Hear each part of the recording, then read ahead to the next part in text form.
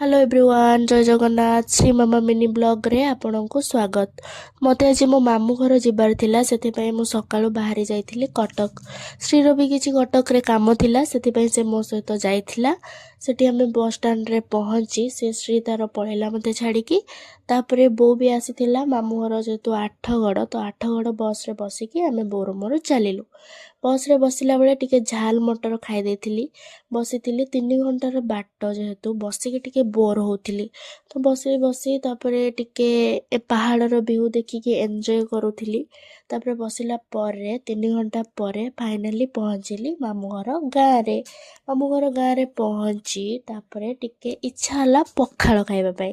पखाळ आउ कोबी आलू भजा काकुड़ी टिके लगे खाई देथिली। तापरे छात पर टिके बुली आस्थिली तो मामू घर पाखरे गोटे चंपानाथक मंदिर अछि सेठिके जाइथिली टिके भोग करिबा पई।